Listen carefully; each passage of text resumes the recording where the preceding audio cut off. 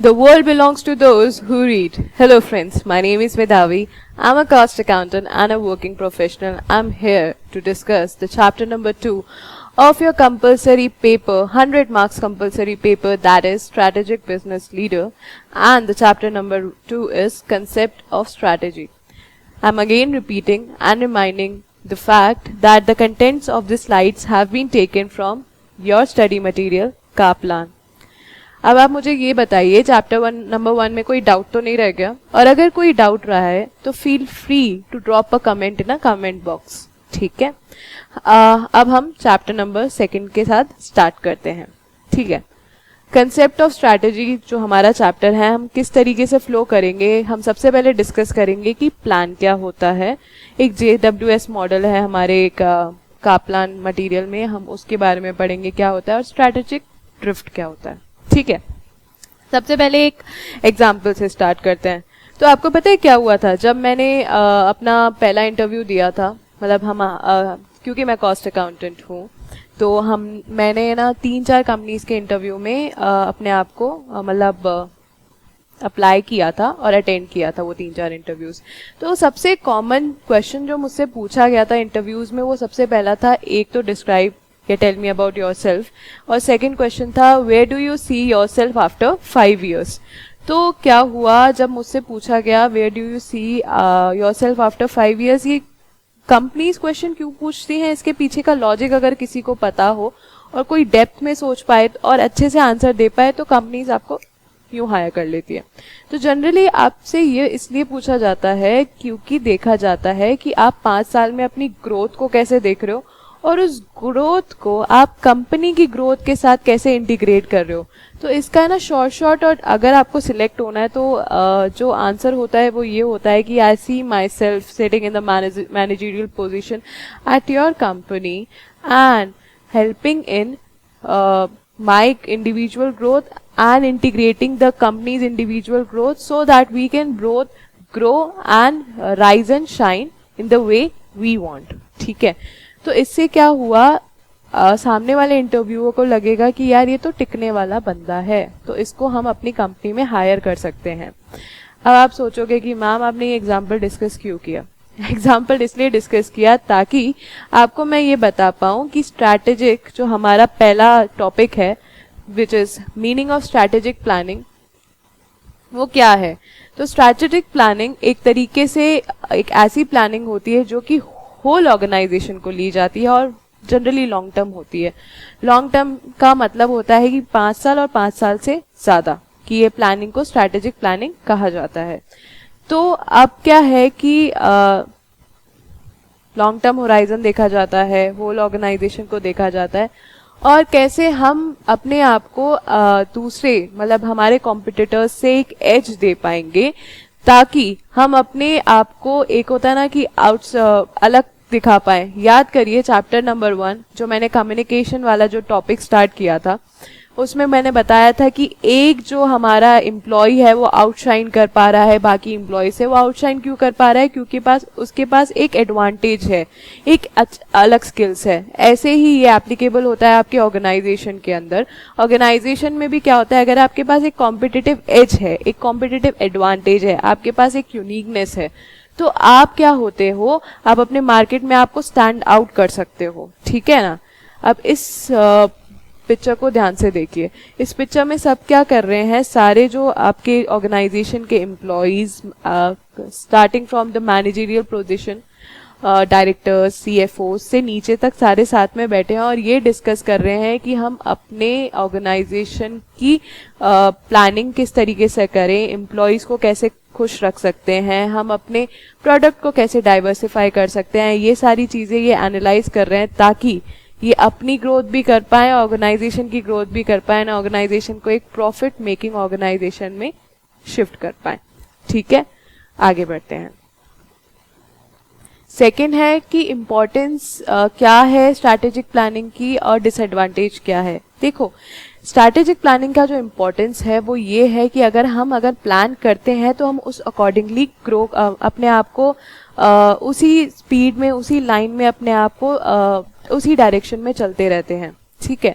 जैसे कि अगर मान लीजिए आपने सोचा है कि आपको ACCA बनना है, तो आपको ACCA बनने के लिए जैसे ही आपने सोचा तो सबसे आपने प्लान आउट किया होगा कि आपको अपने सब्जेक्ट्स देखे होंगे, सब्जेक्ट्स को प्लान आउट किया होगा कि किस तरीके से पढ़ा जाएगा, स्ट्रैटेजी बनाई होगी कि 2 घंटे मैं ये वाला सब्जेक्ट पढ़ूंगा, 2 घंटे मैं ये वाला सब्जेक्ट पढ़ूंगी।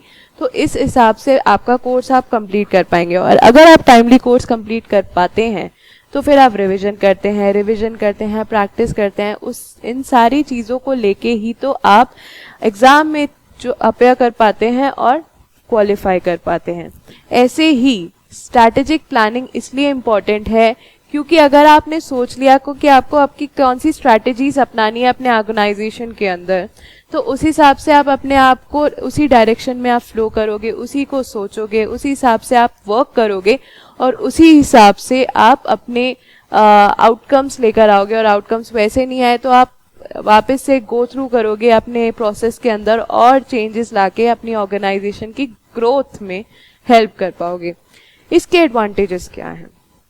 एडवांटेजेस ये होंगे कि आप डायरेक्शन वाले होंगे, you would be in a perfect direction, you would be able to gain a competitive edge, you would be able to diversify your product, you will be able to analyze what you want and what you don't want। ठीक है। इसके disadvantages क्या है? सोचने में ही पूरी शक्ति अगर आपने वो कर ली और वो चीज़ अप्लाई नहीं की तो आप जैसे आपने बोला कि कॉम्पिटिटिव एज मिलेगा वैसे ही आपको डिसएडवांटेज भी मिलेगा, क्योंकि over analysis leads to paralysis, right. दूसरा क्या होता है इसका डिसएडवांटेज कि मान लीजिए कि आप मतलब अगर आपने स्ट्रैटेजी बना ली और प्लान बना लिया और आपने उसमें है ना ऐसा नहीं रखा कि मतलब आपने जो अपनी स्ट्रैटेजी है वो फ्लेक्सिबल नहीं रखी, तो उससे क्या होगा कि अगर मान लीजिए मार्केट में कुछ चीज़ें आ गई, कुछ चेंज आ गया, तो वो आप अडॉप्ट नहीं कर पाओगे, अडेप्ट नहीं कर पाओगे, तो उससे फिर आपके बिजनेस को हार्म बढ़ेगा। तो इसलिए आपकी प्लानिंग स्ट्रेट वाली नहीं होनी चाहिए, मतलब फ्लेक्सिबल होनी चाहिए। ठीक है, एक बार हम देखते हैं कि क्या एडवांटेजेस और डिसएडवांटेजेस हैं। So focus is on organization to look ahead, direction मिल जाता है। Improve fit with the environment, मतलब आपकी जो बिलोंगिंग्स है, एनवायरनमेंट है, उसके साथ आप ग्रो कर पाते हो, आप अपने रिसोर्सेज को बेटर यूटिलाइज कर पाओगे और वेस्टेज कम होगा, एक डायरेक्शन मिलेगा। हेल्प्स इन मॉनिटर प्रोग्रेस, आप धीरे धीरे टाइमली आप देखते जाओगे हर एक एस्पेक्ट में कि आपकी प्रोग्रेस कहाँ है। और गोल कॉन्ग्रुएंस होता है। गोल कॉन्ग्रुएंस इज एम्प्लॉइज के गोल, आपके गोल, आपके स्टेक होल्डर के गोल्स सारे मिलके ये आप स्ट्रैटेजिक प्लानिंग करेंगे तो आप ग्रोथ की तरफ बढ़ पाएंगे। डिसएडवांटेजेस, टाइम कंज्यूमिंग होता है, एक्सपेंसिव होता है, डिफिकल्ट, मार्केट की चेंजेस को आप अडॉप्ट नहीं कर पाओगे और अडेप्ट नहीं कर पाओगे। ठीक है, इन दोनों शब्दों का अलग अलग मतलब होता है। I want you to read right और अंडरस्टैंड इट। स्ट्रेट जैकेटेड बन जाएगा, मतलब एक तरफ ही चलता रहेगा और कोई दिक्कत नहीं है। अनप्लान्ड अपॉर्चुनिटीज मिस हो जाएंगे। ब्यूरोक्रेटिक हो जाएगा, मतलब आपको जो आपने प्लानिंग बना लिया आप उस हिसाब से ही चलोगे, कोई इनोवेशन, कोई चेंज नहीं रहेगा। और क्राइसिस के समय पे ये इररेलेवेंट हो जाता है, क्योंकि आपको उस अकॉर्डिंगली एक्ट करना पड़ेगा ना क्राइसिस के समय पे कि अगर हमारे रिसोर्सेज कम हैं तो हम कैसे करेंगे, क्या नहीं करेंगे। तो इस क्राइसिस के समय आपका ये इररेलेवेंट हो जाता है। आगे बढ़ते हैं। एक क्वेश्चन आता है, how important is strategic planning likely to be to the following organisation. एक हेल्थ सेक्टर है, एक स्मॉल बिजनेस कॉन्ट्रैक्टर है। 1 मिनट का टाइम लीजिए, स्लाइड पॉज करिए, खुद सोचिए कि स्ट्रैटेजिक प्लानिंग इम्पोर्टेंट क्यों है इन सारी चीजों में। ठीक है, अब अगर आपने पॉज कर लिया हो तो मैं यहाँ पे डिस्कस करना पॉज करके आपने सोच लिया हो, कम बैक एंड डिस्कस। ठीक है, मैं यहाँ पे स्टार्ट हो जाती हूँ। सबसे पहले अब वो पूछ रहा है हेल्थ सर्विस में क्या क्यों इम्पोर्टेंट है स्ट्रैटेजिक प्लानिंग। आपको पता होगा hospital industry is one of the biggest industries in anywhere in the world. अब क्या कर रहे हैं, स्ट्रैटेजिक प्लानिंग हम अगर अडॉप्ट करने की सोच रहे हैं हेल्थ सर्विसेज में, तो हम सबसे पहले क्या देखेंगे, हम सबसे पहले देखेंगे कि हम पेशेंट्स को कैसे अटेंड करें। ठीक है, मान लीजिए कि हमें रिसोर्सेज चाहिए, तो हम रिसोर्सेज को कैसे डाइवर्सिफाई कर पाएंगे कि लंग ट्रीटमेंट के लिए कैसा होगा, हार्ट पेशेंट के लिए कैसा होगा, किडनी में हमें अगर किसी को दिक्कत आ गई तो कैसा होगा। तो हमें उस हिसाब से रिसोर्सेज लाने पड़ेंगे हमारे हॉस्पिटल के अंदर। सबसे पहले हम देखेंगे कि पेशेंट्स को कैसे अटेंड करें, फिर रिसोर्सेज देखेंगे, हम ये देखेंगे कि सैलरी कैसे पे करी जाए हमारे डॉक्टर्स को, कंपाउंडर्स को,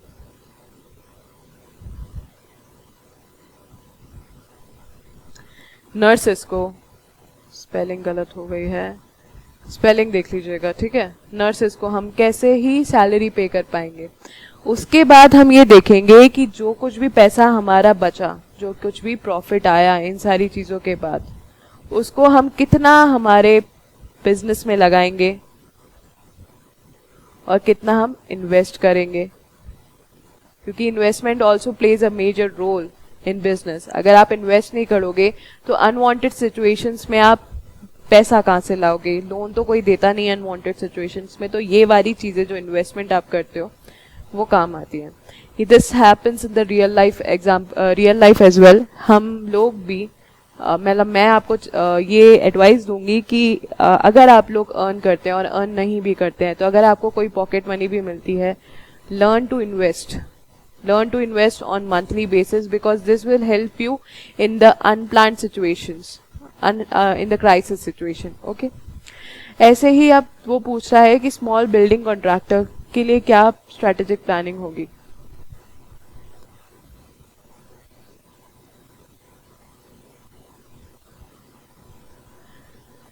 देखो, स्मॉल बिजनेस कॉन्ट्रैक्टर क्या करेगा, सबसे पहले तो लैंड एक्वायर करेगा। अगर लैंड एक्वायर कर दिए तो उसके ऊपर बिल्डिंग बनाएगा, और बिल्डिंग बनाने के बाद उसको सेल आउट करेगा ताकि उसको प्रॉफिट होए। अब इन सारी चीजों के लिए लैंड कहाँ एक्वायर करनी है, वेयर, व्हाट कॉस्ट, ये सारी सी चीजें आपके लिए इंपॉर्टेंट है सोचने के लिए, एक बिजनेस कॉन्ट्रैक्टर के लिए इंपॉर्टेंट है, तभी तो वो प्रॉफिट कर पाएगा। नहीं तो कोई सी भी लैंड खरीद ली, कितना भी आपने बिल्डिंग बना ली, और अगर उसको आपने बेचा प्रॉफिट में नहीं, तो वेस्टेज है। तो इसके लिए भी प्लानिंग की जरूरत पड़ती है। आप क्या लोगे, कितने में लोगे, फिर आपने बिल्डिंग का स्ट्रक्चर कैसा होगा, डिजाइन कैसी होगी, ये सारी चीजें आप सोचोगे। ठीक है, और फिर उसको कैसे आप कौन से क्लास को आप देना चाहोगे, मतलब आपने मिडिल क्लास के लिए बनाए हैं अफोर्डेबल चीजें, या एलीट क्लास के लिए बनाई हैं, या आपने वो स्मॉल वर्कर्स के लिए बनाया है अपनी बिल्डिंग। ये हिसाब से यहाँ पे प्लानिंग के लिए ज़रूरत होती है, और ये आपको इनिशियल स्टेज पे ही करनी पड़ेगी। नहीं तो आपने बिल्डिंग बना ली बिना को सोचे समझे, तो फिर कोई तो लेगा है नहीं। आपको डिमांड के हिसाब से सारी नीड्स फुलफिल करनी होगी, और उसके लिए आपको स्ट्रैटेजिक प्लानिंग करनी पड़ेगी। ठीक है, आई होप आपको ये टॉपिक समझ में आ गया हो, और अगर नहीं समझ में आया, feel free to drop a comment in the comment box, right. आगे बढ़ते हैं। अब क्या होता है levels, there are 3 levels of strategic planning. One is corporate strategy, second is business strategy, and third is functional strategy. And all are complementary. They all are important. ठीक है, and they all are required in an organization or in any whether the organization is small or large or medium. They are required. What is a corporate strategy, business strategy, and functional strategy? हम एक करके discuss करेंगे, लेकिन सबसे पहले मैं चाहती हूँ कि आप अगर किसी भी चीज़ की मीनिंग और डेफिनेशन समझना चाहते हैं, तो एक बार उसके शब्द का संधि विच्छेद करिए। संधि विच्छेद is learn to analyze the word and try to derive the definition from that word only, right? So what is a corporate strategy? Corporate means आपकी ऑर्गेनाइजेशन की स्ट्रैटेजी क्या होती है। Business is your external environment as well as the internal environment. उसको आप किस तरीके से प्लानिंग में यूज करोगे, स्ट्रैटेजाइज करोगे। And functional is the functions that are used in an organization. That can be आपका product distribution, manufacturing. These all are functions that are planned in a strategic planning. ठीक है, let's start. Corporate strategy. So corporate strategy it's further divided into three parts. The corporate strategy is like, सबसे पहले तो हम देखेंगे कि हमारी direction क्या है, दूसरा हम देखेंगे हमारा पोर्टफोलियो क्या है, तीसरा हम देखेंगे हमारी पेरेंटिंग स्ट्रैटेजी क्या है. मैम आप तो सिर्फ बोले ही जा रहे हो, समझा तो रहे हो नहीं. समझते हैं एक एक शब्द को. So direction strategy. Let's start with the direction strategy. So direction strategy is where do you want to grow? Where do you want to go in an organization, right?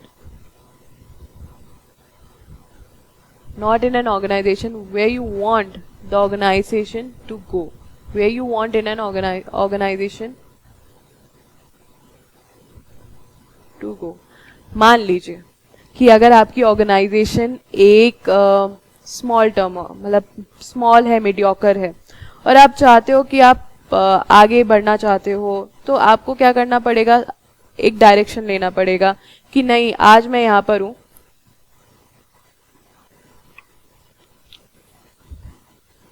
और यहाँ से मुझे अगर दूसरे लैडर में जाना है. If you are standing at this point in the ladder and you want to grow up, right?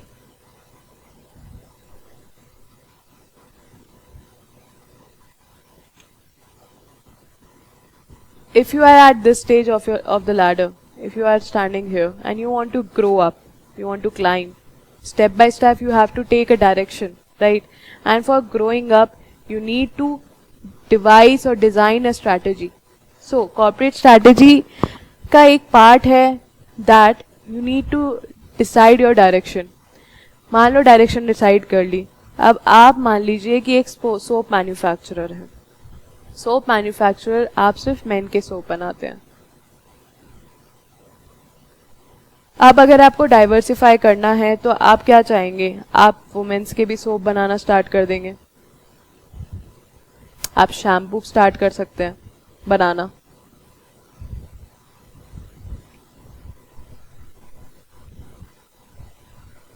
Right, shampoo आप बनाना स्टार्ट कर सकते हैं और आप अपने आप को इस तरीके से डाइवर्सिफाई करके अपने आप को स्टैंड आउट करवा सकते हैं. आप अपनी प्रोडक्ट की क्वालिटी और यूनिकनेस दिखा सकते हैं. जैसे वुमेन्स के अगर आपने सोप बनाना स्टार्ट कर दिए तो एक अलग तरीके से फ्रेग्रेंस आप उसके अंदर डाल सकते हैं, परफ्यूम डाल सकते हैं, ताकि आपके प्रोडक्ट को और लाइक किया जाए.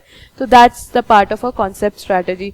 पेरेंटिंग स्ट्रैटेजी इज लाइक कि आप चाहें तो नए नए जॉइंट वेंचर्स में आ सकते हैं, आप सब्सिडरी को एक्वायर कर सकते हैं, आप किसी कंपनी को एक्वायर करके उसको सब्सिडरी बना सकते हैं.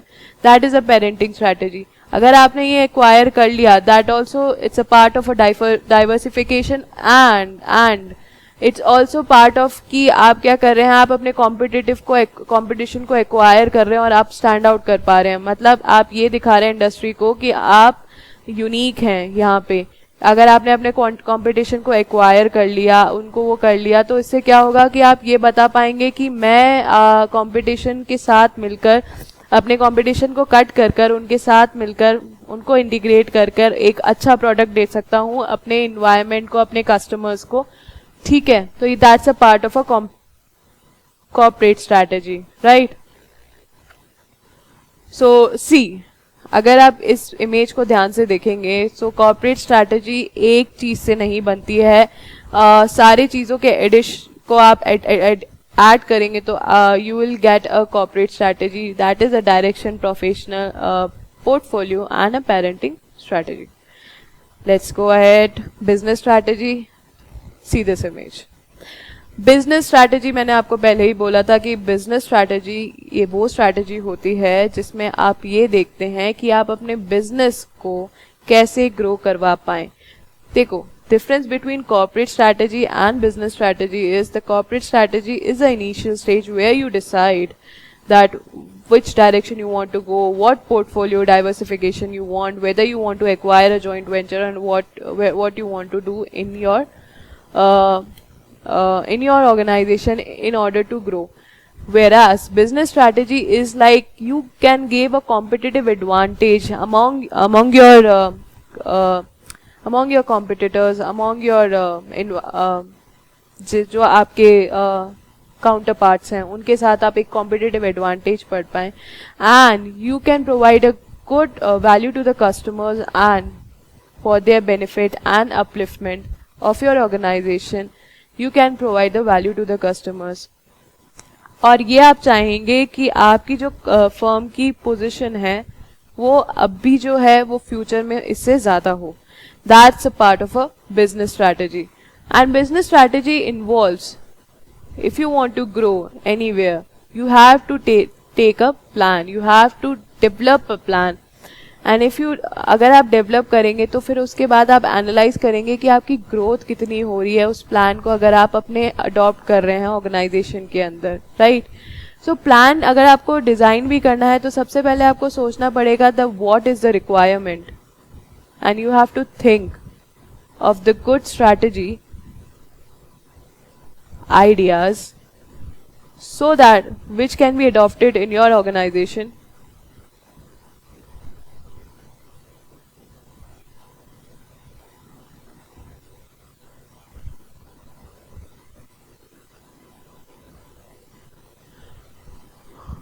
so that it can gain competitive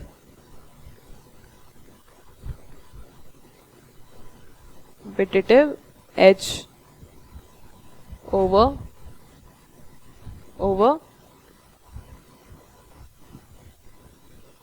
की जगह आप ये लिख दीजिएगा इन इंडस्ट्री. ये स्लाइड्स आपको इतनी भरी भरी इसलिए लगती है क्योंकि मैं चाह रही हूँ कि आपको एक बार में नोट्स भी मिल जाएं, ठीक है, ताकि अगर आप जब लास्ट टाइम मिनट कर पाएं, आप रीड करना चाहें एग्जाम से पहले अगर आप करना चाहें तो आपके पास एक हैंडी नोट्स हो available.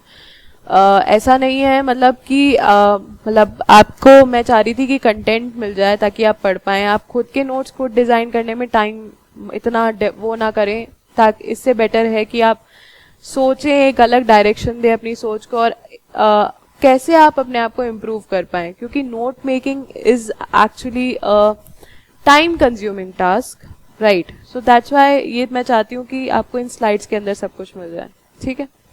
Third, functional strategy. I hope आपको कॉर्पोरेट स्ट्रैटेजी, बिजनेस स्ट्रैटेजी समझ में आ गई हो, ठीक है.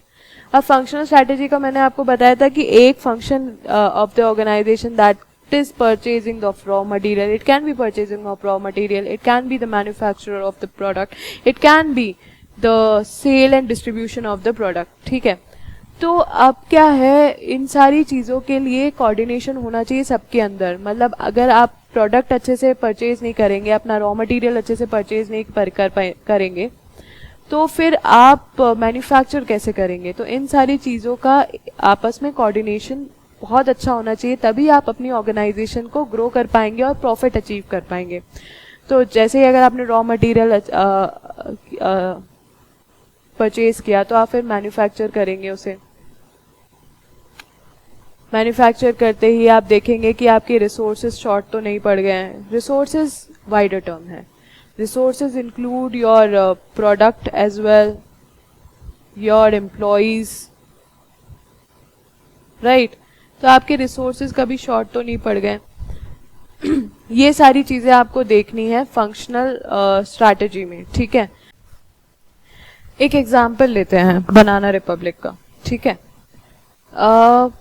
एक कंट्री है कैलिफोर्निया, उसके अंदर ना स्मॉल सेगमेंट्स बटे हुए थे. तो गैप जो एक बड़ी कंपनी है, आपने सुना होगा, क्लोथिंग ब्रांड है, उसने इनको एक्वायर किया. और बनाना रिपब्लिक खुद एक ब्रांड भी है, तो उसने इसको एक्वायर किया और एक रिकॉग्निशन दी, वर्ल्ड रिकॉग्निशन दी इस क्लोथिंग इंडस्ट्री को.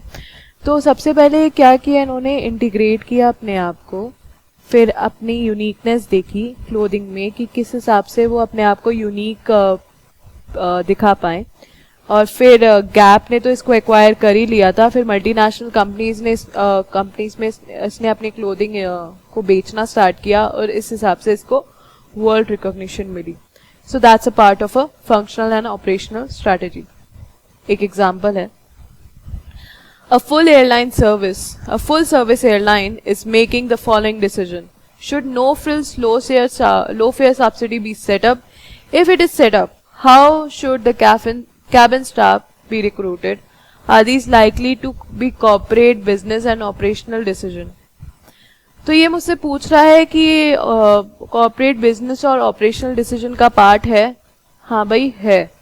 सबसे पहले हम ये देखेंगे कि हमारी जो एयरलाइन सर्विसेज जो अभी चल रही हैं उसमें हम कितना कमा पा रहे हैं. अब अगर हम लो फेयर सब्सिडी देंगे, हम ये बताएंगे कि हमारे फेयर्स पहले 1000 रुपए थे, पॉट से 1000 रुपए थे, 1000 रुपए वैसे किसी फ्लाइट के फेयर नहीं रहते, और उसको हम कट डाउन करके अब 200 बना रहे हैं या 300 बना रहे हैं. तो ये जो गैप है 1000 और 300 के बीच का, इसको हम कैसे मीट आउट कर पाएंगे वो हमें देखना है.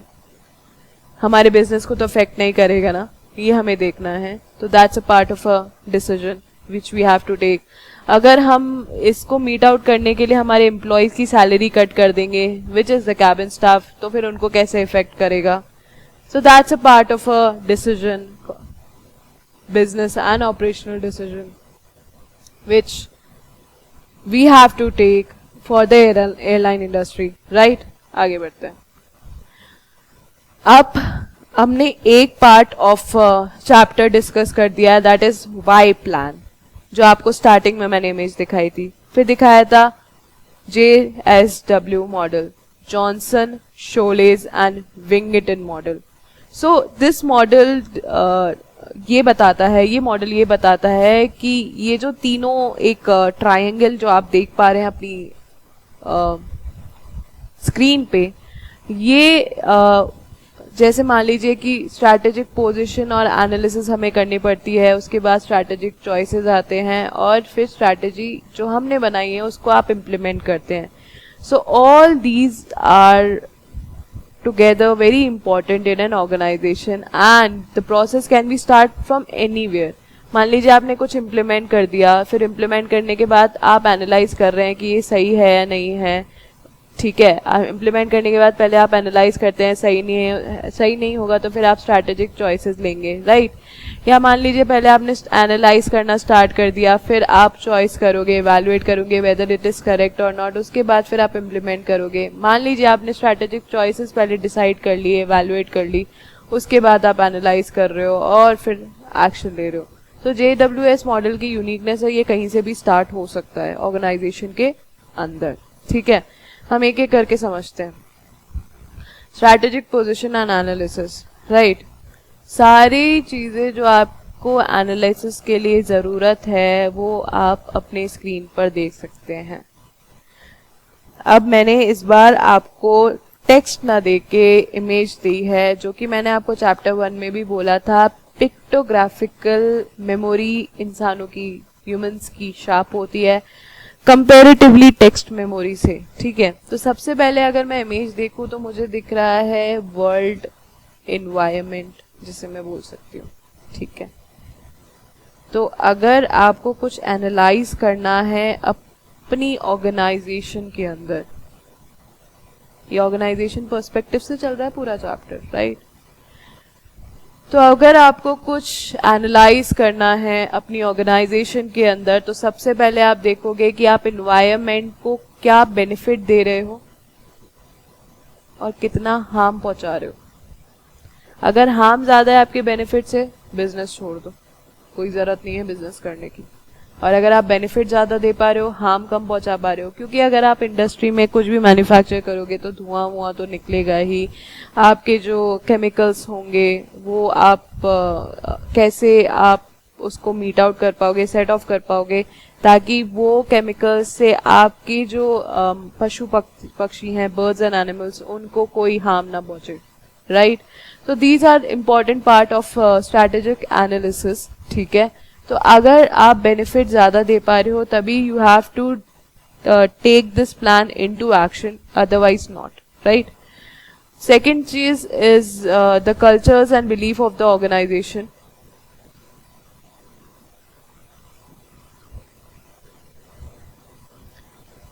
अजम्पशंस क्या चलती हैं आपकी वर्किंग की, वो आपको देखनी है।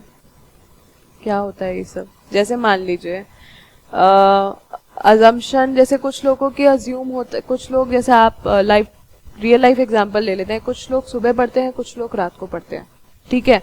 कुछ लोगों को सुबह जल्दी समझ में आता है, कुछ लोगों को रात को जल्दी समझ में आता है। सो ये कुछ लोग अज्यूम करते हैं कि अगर सुबह उठ के पढ़ेंगे तो हम अच्छे से पढ़ पाएंगे, और कुछ लोग ये अज्यूम करते हैं कि हम रात को अच्छा पढ़ सकते हैं। So person to person assumption differ करते हैं, राइट। तो ऐसे ही ऑर्गेनाइजेशन के अंदर अगर आप कुछ एनालिसिस कर रहे हैं तो आपके हमारे ऑर्गेनाइजेशन के अंदर कुछ ना कुछ अजम्पशन होंगे। जैसे कि मान लीजिए कि सबको अगर आप काम स्टार्ट करेंगे तो आपको एक डायरी मेंटेन करनी होगी, आप टाइमली आएंगे, ये बिलीव्स एंड अजम्पशन हो गए। जैसे भी कोई भी नया प्रोजेक्ट मिलेगा तो पूजा से स्टार्ट होगा। तो ये सारे ऑर्गेनाइजेशन के अजम्पशंस होते हैं जो कि एनालिसिस का एक पार्ट रोल प्ले करते हैं, क्योंकि ये हर पर्सन अगर आप देखें लाइफ में तो कुछ ना कुछ अज्यूम करके चलता है वो अपने पास्ट रिकॉर्ड से। तो ऐसे ही ऑर्गेनाइजेशन के अंदर भी होता है। आप अपने रिसोर्सेज को कहाँ कैसे कैसे अप्लाई करोगे, कैसे इन्वेस्ट करोगे, और अगर आप जो भी एनालिसिस कर रहे हो आप अपने स्टेक होल्डर्स को लेके एनालाइज जरूर करोगे, क्योंकि स्टेक होल्डर्स ही बहुत इंटीग्रल पार्ट है। स्टेक होल्डर्स एक वाइडर टर्म है जो कि मैंने आपको पहले भी बताया था। स्टेक होल्डर्स में आपके शेयर होल्डर्स आ जाते हैं, आपके कस्टमर्स आते हैं, आपके एम्प्लॉयज आते हैं, और आपकी सराउंडिंग्स भी आती है स्टेक होल्डर्स में। जो जिन स्टेक होल्डर्स सिंपली वो होते हैं जिनसे आपके बिजनेस को कुछ ना कुछ अफेक्ट पड़ रहा है, that is stakeholder. So for strategic analysis, I am repeating it again, for strategic analysis one needs to before analysis और एनालिसिस करते हुए साथ में one needs to keep in mind that environment क्या role play कर रहा है, आप हार्म कितना पहुंचा रहे हो, आप रिसोर्सेज कैसे यूटिलाइज कर रहे हो, आप अपने स्टेक होल्डर्स को कैसे बेनिफिट कर पा रहे हो, और आपके जो cultures and assumptions and belief है वो इन्वायरमेंट आपके रिसोर्सेज और स्टेक होल्डर्स को दुखी मतलब परेशान तो नहीं कर रहे, कोई दिक्कत तो नहीं दे पा रहे हैं, ठीक है। ये आपको देखना है स्ट्रैटेजी। अब हम स्टार्ट करते हैं हमारे दूसरे टॉपिक को, that is strategic choice. Strategic choice, हम इसके 3 स्टेप्स होते हैं। सबसे पहले तो हम क्या करते हैं, जनरेट करते हैं स्ट्रैटेजी, फिर हम उसको इवैल्यूएट करते हैं, और उसके बाद हम अडॉप्ट करते हैं, सिलेक्ट करते हैं स्ट्रैटेजी इंपॉर्टेंट है या नहीं है, ठीक है। इन सारी चीज़ों को करने के लिए स्ट्रैटेजिक ऑप्शन सबसे पहले हम देखते हैं कि क्या है क्या नहीं है। हाउ टू कम्पीट,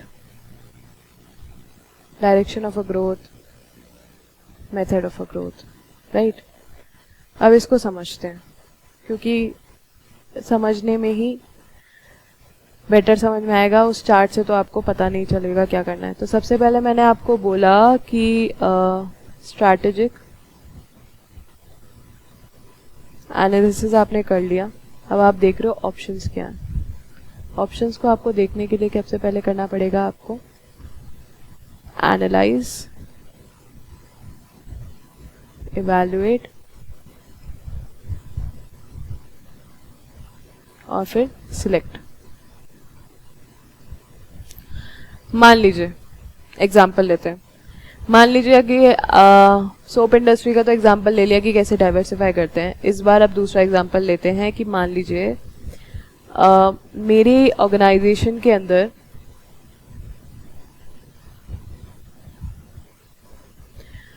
मैं देख रही हूँ कि अभी तो मैं वेब डिजाइनिंग कर रही हूँ, या एक बार ऑर्गेनाइजेशन के अंदर वेब डिजाइनिंग ना करके ये देखते हैं स्ट्रैटेजिक। हम पहले बात कर रहे हैं एनालिसिस की।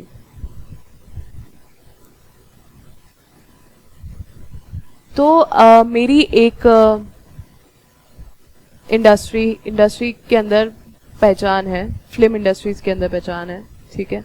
तो एक तरीके से मैं फिल्म को डिस्ट्रीब्यूट करती हूँ। ये जो पर्दे हमारे जो फिल्म्स लगती है ना अलग अलग जगह, तो डिस्ट्रीब्यूशन का भी एक काम होता है, ठीक है। तो इनका डिस्ट्रीब्यूशन का काम मैं करती हूँ। अब क्या हुआ, जो OTT प्लेटफॉर्म्स आए, वहाँ पे हमें पता चला कि अगर कोरोना के टाइम पे, अगर आपने बता ही दिया होगा, तो फिल्म इंडस्ट्रीज को बहुत बड़ा सेटबैक मिल गया था। तो फिर OTT प्लेटफॉर्म्स तभी ग्रो कर पाए थे, क्योंकि लोग बाहर नहीं निकल पा रहे थे। तो मेरे पास तब ऑफर आ गया था कि OTT प्लेटफॉर्म्स में मैं अपने आप को डाइवर्सिफाई कर सकती हूँ।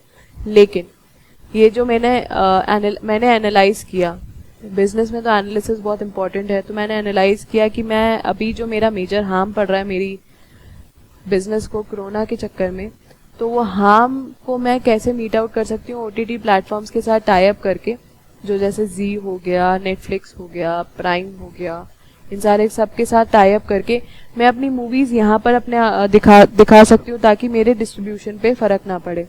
So this is part of analysis. तो मैंने सबसे पहले देखा कि किसके सामने मेरे को जाना चाहिए। तो पब्लिक कहाँ पे जिसको पसंद करते हैं, नेटफ्लिक्स को ज़्यादा पसंद करते हैं, प्राइम को करते हैं, जी को करते हैं, वूट को करते हैं, ये सारी चीज़ें मैं एनालाइज करूँगी सबसे पहले। दूसरा, मैं इवैल्यूएट करूँगी। इवैल्यूएट करने के लिए मैं देखूँगी कि कौन मुझे ज़्यादा वो दे रहा है, बेनिफिट दे रहा है, उसको मैं इवैल्यूएट करूँगी, हर एक से डिस्कस करूँगी, मीटिंग करूँगी, हर एक OTT प्लेटफॉर्म से, जैसे प्राइम हो गया, वूट हो गया, नेटफ्लिक्स हो गया, उनके पास में जाऊंगी, उनसे मैं डिस्कस करूंगी कौन मुझे बेटर वो दे रहा है, प्राइसिंग दे रहा है, सारी चीज़ें कर रहा है, ये सारी चीज़ें मैं उनसे डिस्कस करूंगी। ठीक है, और उसके बाद फिर मैं सिलेक्ट करूंगी क्या है क्या नहीं है। तो इससे आपका ये एग्जाम्पल, आपका ये टॉपिक कंप्लीट हुआ है। अगर आप डिस्ट्रीब्यूशन में है, फिल्म इंडस्ट्रीज के डिस्ट्रीब्यूशन में है, और अभी कोरोना का टाइम चल रहा है, तो आपके डिस्ट्रीब्यूशन को सेटबैक पड़ गया, बहुत सारी फिल्म्स बनी हुई हैं, तो आप सबसे पहले ये देखेंगे कि आप OTT प्लेटफॉर्म्स में ये सारी चीज़ें कर सकते हैं या वेट करेंगे। जैसे रोहित शेट्टी ने सूर्यवंशम की मूवी को OTT प्लेटफॉर्म्स में दिखाया ही नहीं, उसने वेट किया जब तक कोरोना टाइम ख़त्म ना होए, और उसके बाद उसने अपने बड़े पर्दे पे ही पिक्चर दिखाई, OTT प्लेटफॉर्म्स में नहीं दिखाई। तो उसने भी एनालाइज ही किया। तो ऐसे ही मेरे पास एक स्ट्रैटेजी आई, मतलब मेरे पास एक चॉइस आई कि मैं क्या करूं। तो मैंने एनालाइज किया, मैंने देखा कौन सी OTT प्लेटफॉर्म्स हैं, कौन कौन से OTT प्लेटफॉर्म्स मेरे पास हैं, वूट हो गया, नेटफ्लिक्स हो गया, प्राइम हो गया, राइट। इनको मैंने इवैल्यूएट किया कि कौन मेरे को बेटर प्राइसिंग दे रहा है, कौन मेरे को बेटर बेनिफिट दे रहा है, वो मैंने एनालाइज किया, और उसमें से मैंने सिलेक्ट किया। तो that's an important part in strategic, that's an important part of a strategic choice. Strategic options कैसे देखते हैं हमने डिस्कस किया था हाउ टू कम्पीट, डिस्कस नहीं किया, हमने देखा था how to compete, direction of a growth and method of a growth. कोई भी ऑप्शन को एनालाइज करने के लिए सबसे पहले हम देखेंगे, मैंने जैसे ही बोला, इसी एग्जाम्पल को आगे लेते हैं कि OTT प्लेटफॉर्म्स मुझे देखने थे कि कौन से सही हैं या कौन से नहीं हैं। तो OTT प्लेटफॉर्म्स अब क्या करेंगे, अब OTT प्लेटफॉर्म्स के एस्पेक्ट पे सोचते हैं। वो चाहेंगे कि यार ये पिक्चर तो मेरे यहाँ पे ही रिलीज होनी चाहिए, मेरी प्लेटफॉर्म पे रिलीज होनी चाहिए। तो सबसे पहले वो अपने आप को कॉम्पिटिटिव एडवांटेज दिखाएंगे कि मेरे यहाँ पे करोगे तो आपको इतना बेनिफिट होगा, मेरे यहाँ पे इतने व्यूअर्स हैं, इतने सब्सक्राइबर्स हैं, तो आप ये पक्का ये मूवी देखेंगे। और अगर आपने एनालाइज कर लिया, उसके बाद फिर आप अगर वो मूवी को एक्वायर कर लिया, तो ऑब्वियसली आप ग्रो करोगे। ठीक है, तो मेथड्स ऑफ ग्रोथ आप क्या क्या लगा सकते हो कि आप डिस्ट्रीब्यूशन चैनल के पास जाओगे, डिस्ट्रीब्यूटर्स के पास जाओगे और बोलोगे कि प्लीज आप अपनी मूवी मुझे ही दीजिए, क्योंकि मेरे यहाँ पर ये है, बेनिफिट्स प्राइसिंग का है, शो मैं ज़्यादा अच्छे से दिखा सकता हूँ, व्यूअर्स मेरे पास बार बार आते हैं, मैं छोटे छोटे टीजर्स रिलीज अभी से ही करना स्टार्ट कर देता हूँ, ताकि हम अपने सर्वाइवल के लिए, अपने सर्वाइवल OTT प्लेटफॉर्म्स अपने सर्वाइवल के लिए ये सारी चीज़ें करेगा ताकि वो ग्रो कर पाए। ठीक है, तो ये सारी चीज़ें स्ट्रैटेजिक ऑप्शंस का पार्ट प्ले करती हैं। थर्ड आता है इम्प्लीमेंटेशन।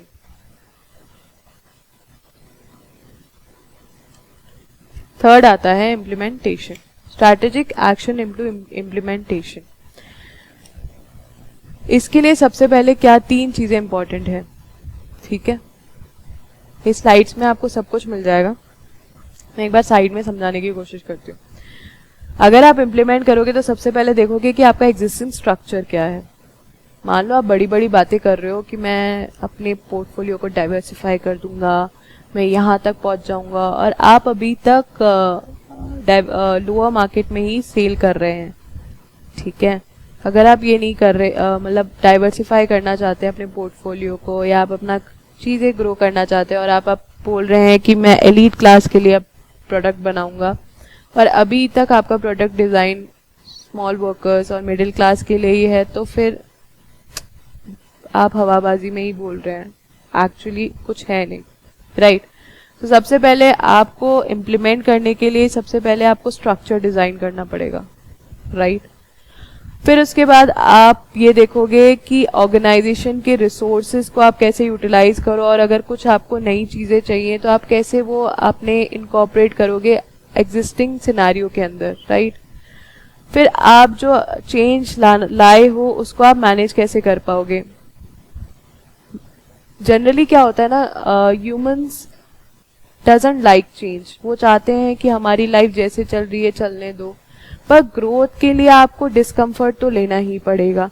ऐसे ही अगर ऑर्गेनाइजेशन के अंदर आप किसी भी चीज़ को ग्रो करना चाहते हैं, डाइवर्सिफाई करना चाहते हैं, आगे बढ़ना चाहते हैं, तो आपको डिस्कम्फर्ट तो लाना ही पड़ेगा। तो डिस्कम्फर्ट अगर जैसे ही आप लाओगे तो डिस्कम्फर्ट में सबसे पहले आपको आपके एम्प्लॉयज़ बोलेंगे कि हम एक्स्ट्रा आवर्स नहीं दे सकते, या हम इस प्रोडक्ट को नहीं डिज़ाइन कर पा सकते। इन सारी चीज़ों के लिए आपको ट्रेनिंग सेशंस रखने पड़ेंगे, ठीक है, ताकि आप अपनी ऑर्गेनाइजेशन को ग्रो करवा पाओ।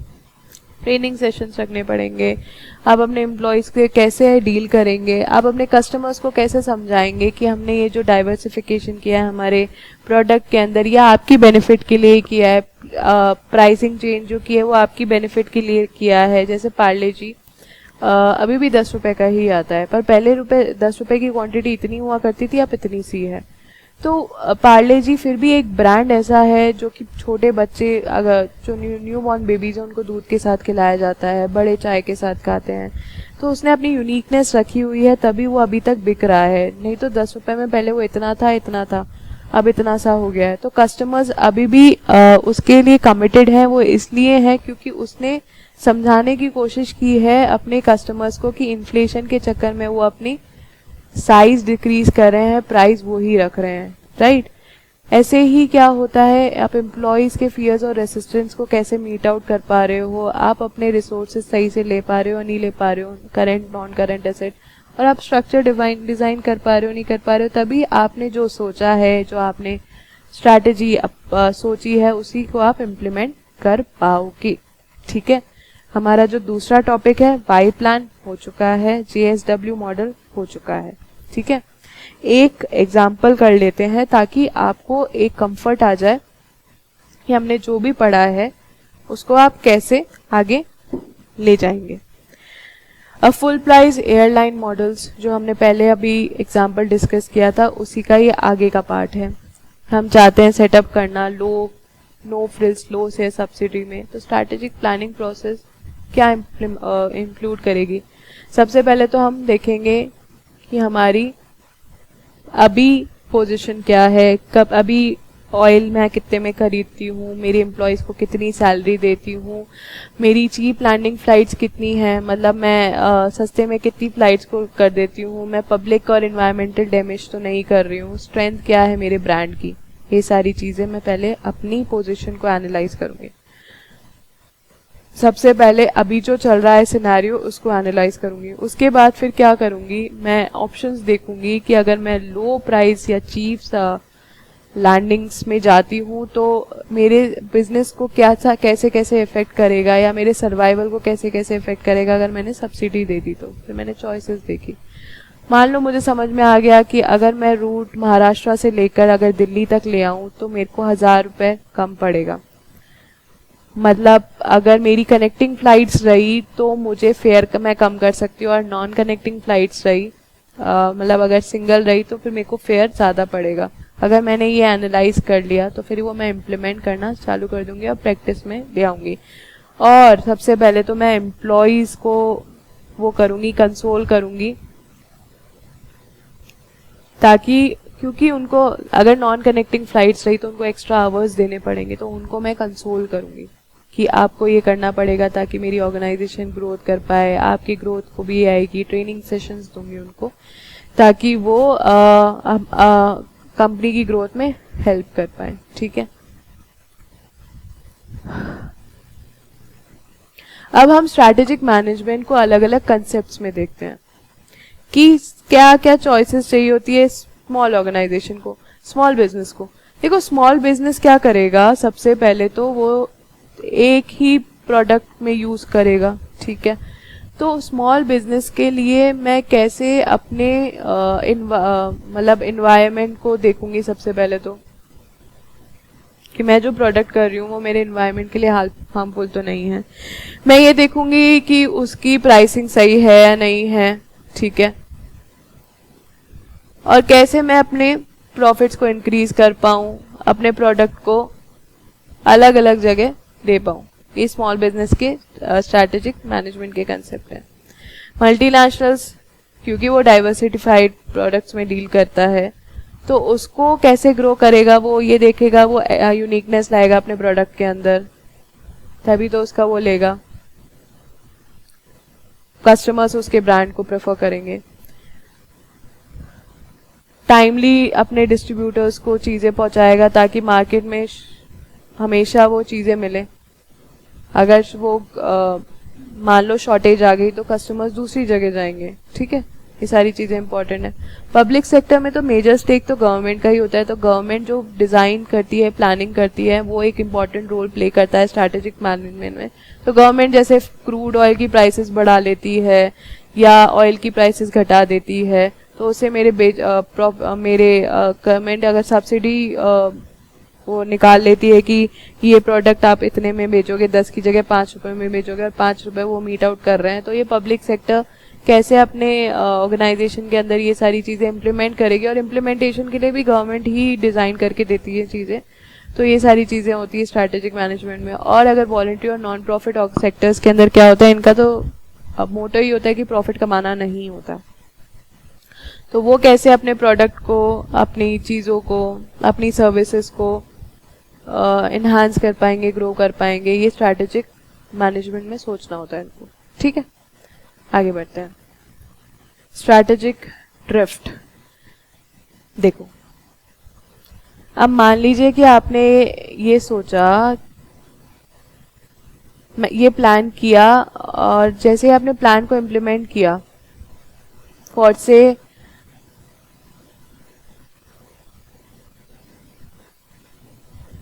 सोप इंडस्ट्री का एग्जांपल लेते हैं फिर से। मैं अभी तक मेंस सोप बनाती थी, और मैंने सोचा नहीं मेरे को डाइवर्सिफाई करना है, मैंने फिर वुमेन सोप भी बनाना स्टार्ट कर दिया। तो जैसे ही मैंने ये चीज इम्प्लीमेंट की,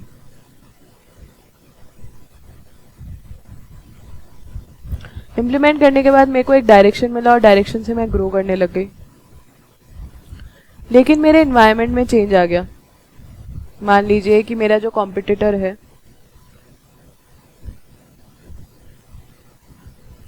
वो वुमेन सोप के अंदर एक ऐसी चीज ले आया, उसके फ्रेग्रेंस को पब्लिक पसंद कर रही है, और मेरे को इतना नहीं कर रही है लेकिन इतना नहीं कर रही है जितना उसको ग्रो मिला।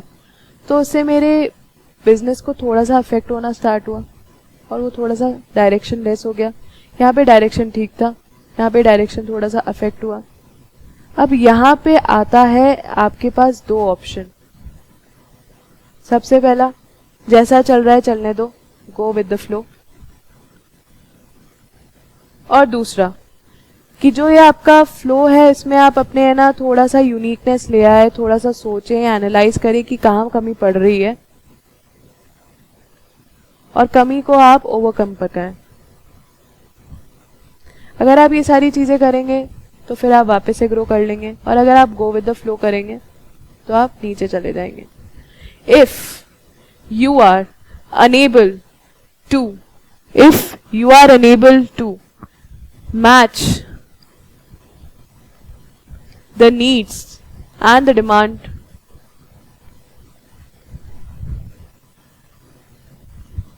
of your surroundings, cultures and beliefs. Then you will enter a stage which is known as strategic drift, which will leads to जहाँ पर आपकी ऑर्गेनाइजेशन की ग्रोथ यहाँ ना लेके नीचे की तरफ जा रही है, that is a strategic drift. I hope आपको ये एग्जाम्पल समझ में आ गया होगा. जब ऑर्गेनाइजेशन की underlying assumptions turned out to be invalid, मुझे लगा कि मेरा वुमेन वाला जो फ्रेग्रेंस वाला जो सोप होगा वो ज़्यादा अच्छा होएगा, बट ये अजम्पशन मेरा इनवैलिड हो गया क्योंकि दूसरे वाले ने बहुत अच्छा फ्रेग्रेंस दे दिया. जो पेस ऑफ द डेवलपमेंट अगर ओवरटेक कर लेता है. दूसरा एग्जांपल लीजिए कि जैसे मान लीजिए कि इंडस्ट्री हमारी इन्वायरमेंट ज़्यादा जल्दी ग्रो कर रही है as compare to the my organisation. ठीक है, क्योंकि कॉम्पिटिटर ने अलग तरीके से फ्रेग्रेंस निकाल के वुमेन का सोप निकाल लिया, तो फिर वहाँ पे वो चले गए, मेरी कस्टमर्स वहाँ शिफ्ट हो गए. ठीक है, हमारे ऑर्गेनाइजेशन के इंटरनल में ही चेंजेस आ गए कि मैंने सोचा कि अगर मैं वुमेन सोप अप्लाई कर रही हूँ तो फिर मैं मेन सोप के अंदर इतना ध्यान नहीं दूंगी, तो फिर मेन सोप के अंदर जो सेल के अंदर भी एक सेटबैक आ जाएगा. तो that is also strategic drift. Strategic drift पूरे ऑर्गेनाइजेशन के पर्सपेक्टिव से देखा जाता है. ठीक है, वही चेंज, वही जो मैंने आपको समझाया एक मतलब एक इस डायग्राम से समझते हैं. मैंने चाहा कि मैं वुमेन्स का सोप यहाँ पे लॉन्च कर रही हूँ, मेंस तो है चल ही रहा है पर वुमेन्स का भी कर रही हूँ. तो उससे क्या हुआ, मेरे को ग्रोथ मिला एक बार के लिए. तो फिर इन्वायरमेंट में चेंज आया, दूसरा कॉम्पिटिटर आ गया और उसने अपने मार्केट को लिया, वो अपने प्रोडक्ट को ले आया और उसका प्रोडक्ट बेचने लग गया. तो स्ट्रैटेजिक ड्रिफ्ट आया, मतलब आपने जैसा सोचा वैसा नहीं हुआ, that is a strategic drift. अब यहाँ पे आपके पास दो चॉइसेस आ गई हैं कि